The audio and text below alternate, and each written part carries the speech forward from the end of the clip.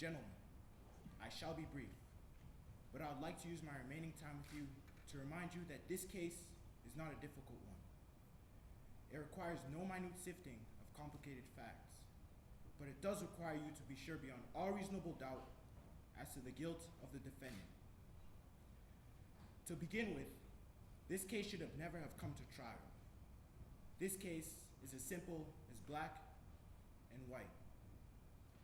The state has not produced one iota of medical evidence to the effect that the crime Tom Robinson is charged with ever took place.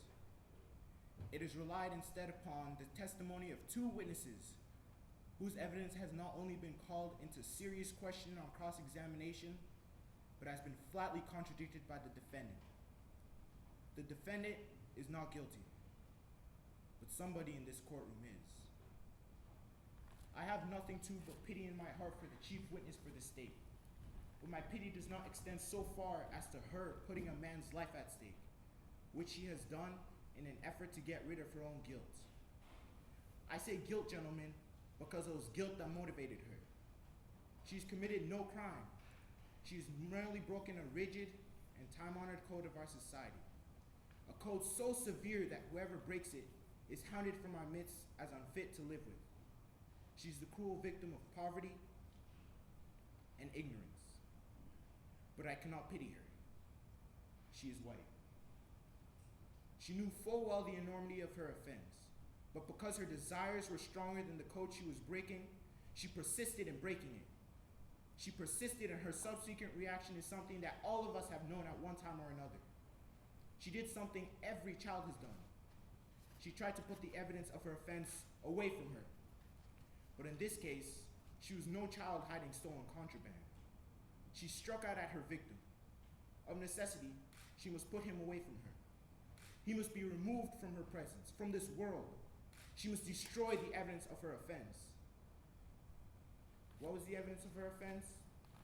Tom Robinson, a human being. She must put Tom Robinson away from her. Tom Robinson was her daily reminder of what she did. What did she do? She tempted a Negro. She was white, and she tempted a Negro. She did something that in our society is unspeakable. She kissed a black man. Not an old uncle, but a strong, young Negro man. No code mattered to her before she broke it, but it all came crashing down on her afterwards. Her father saw it, and the defendant has testified as to his remarks. What did her father do? We don't know, but there is circumstantial evidence to indicate that Mayella Ewell was beaten savagely by someone who led most exclusively with his left hand. We do know in part what Mr. Ewell did. He did what any God-fearing, preserving, respectable white man would do under circumstances. He swore a warrant, no doubt signing with his left hand. And Tom Robinson now sits before you, having taken the oath with the only good hand he possesses, his right hand. And so a quiet, humble, respectable Negro who had the unmitigated temerity to feel sorry for a white woman has had to put his word against two white people. I need not to remind you of their appearance and conduct on the stand. You saw them for yourselves.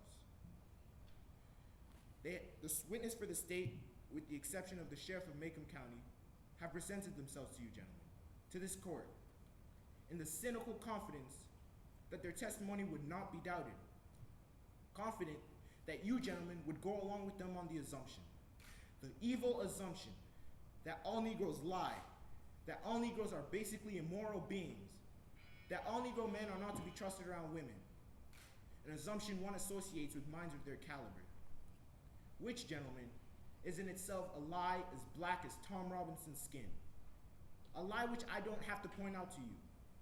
You know the truth, and the truth is this. Some Negroes lie. Some Negroes are immoral. Some Negro men are not to be trusted around women, black or white.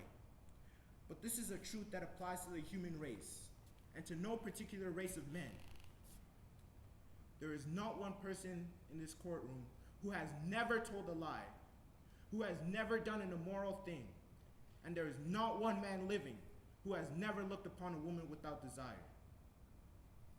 I am confident that you gentlemen will review without passion the evidence you have heard, come to a decision, and restore this defendant to his family. In the name of God, do your duty.